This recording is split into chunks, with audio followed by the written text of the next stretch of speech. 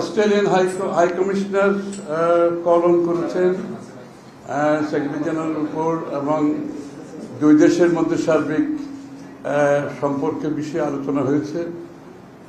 Australian Bangladesh যতগুলো জায়গা আছে এখানে কোথায় কোথায় কোঅপারেশন করা যায় আগামী দিনে এই বিষয়গুলো আলোচনা হয়েছে। এর মধ্যে এডুকেশন একটা বিষয়, এগ্রিকালচার, আমাদের কৃষির ক্ষেত্রে অস্ট্রেলিয়া আপনারা জানেন কৃষিতে অনেক উন্নত দেশ। অস্ট্রেলিয়ান বিনিয়োগের বিষয়টা এখানে এসছে বিভিন্ন ক্ষেত্রে এবং বাংলাদেশের যারা অস্ট্রেলিয়াতে আছে আমাদের ইমিগ্রেন্টস, এখানে ইমিগ্রেন্টসদের কিছু সমস্যা আছে দুই দেশের মধ্যে, এগুলোর সমাধানের বিভিন্নভাবে কিভাবে তারা চিন্তা করছে কথাগুলো উঠে আসছে এবং আগামী দিনে এগুলোর সমস্যা কিভাবে সমাধান করবেন এটাও আলোচনায় উঠে আসছে। আর বাংলাদেশের নির্বাচন, স্বাভাবিকভাবে নির্বাচন তো একটা গুরুত্বপূর্ণ বিষয়, ওইটা উঠে আসছে। তবে নির্বাচনের প্রস্তুতি নিয়ে আলোচনা হয়েছে এবং নির্বাচনের ক্ষেত্রে অস্ট্রেলিয়ার একটা সহায়তা আছে এখানে। ইলেকশন কমিশনের উপর একটা বড় ধরনের সহায়তা তারা করে এবং সেটা করছে ইতিমধ্যে এবং তারা সেটা এগিয়ে নিয়ে যাচ্ছে। তারা চাচ্ছে একটি সুষ্ঠু নির্বাচন যাতে বাংলাদেশে হয়ে যায় এবং তার জন্য তাদের সহযোগিতা অব্যাহত থাকবে। তাদের বাংলাদেশের সার্বিক রাজনৈতিক পরিস্থিতি এবং আমাদের আগামী দিনের বাংলাদেশে আমরা আমাদের রাজনৈতিক পট পরিবর্তন করে একটা গণতান্ত্রিক বাংলাদেশ এবং তার ফলশ্রুতিতে যে দুই দেশের মধ্যে সম্পর্কগুলো গড়ে ওঠার প্রয়োজনীয়তা আছে সেগুলো গুরুত্বের সাথে আলোচনা হয়েছে।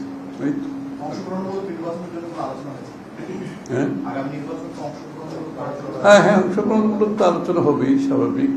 অংশগ্রহণ নির্বাচনের মধ্যে আমরা এটা উঠে এসেছে যে বাংলাদেশের মানুষ বিগত 3-4টা নির্বাচনে তারা ভোটাধিকার প্রয়োগ করতে পারে নাই। সবাই অধীর আগ্রহে অপেক্ষা করছে, বিশেষ করে নতুন জেনারেশন যারা বয়স 30-এর আশেপাশে, তারা তো ভোটাধিকার মোটেই প্রয়োগ করতে পারে নাই এবং সারা দেশের মানুষ তাদের ভোটাধিকার প্রয়োগ করার জন্য অধীর আগ্রহে অপেক্ষা করছে।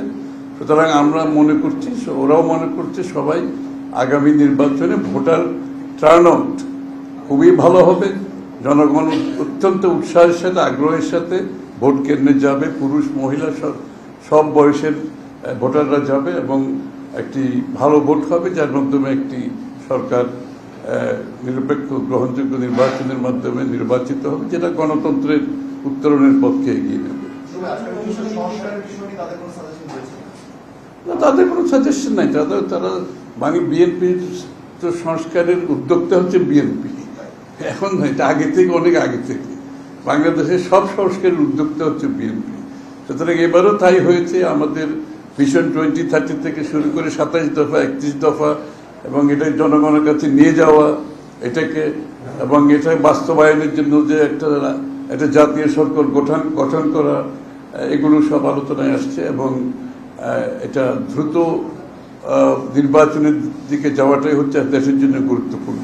নির্বাচনের যে রোডম্যাপ এবং নির্বাচন কমিশনের যে অগ্রগতি কাজের সার্বিক পরিস্থিতি, তাদের কোনো অবজারভেশন আছে কিনা, কোনো সংখ্যার জায়গা আছে কিনা, এরকম কিছু বলেছে?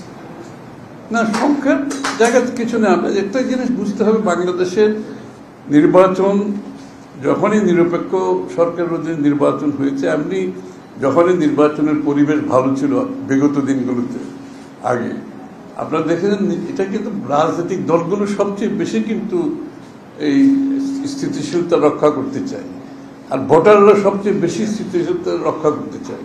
সুতরাং এটা কিন্তু পুলিশ আর আইন শৃঙ্খলা বাহিনীর বাইরেও বাংলাদেশের রাজনৈতিক ক্ষেত্রটা এমন যে ভোটাররা এবং রাজনৈতিক দলগুলো চায় একটা স্থিতিশীল অবস্থায় থাকুক এবং সুশৃঙ্খলভাবে একটা নির্বাচন হোক, যেটার জন্য সবাই ক্রেডিট নিতে চায়।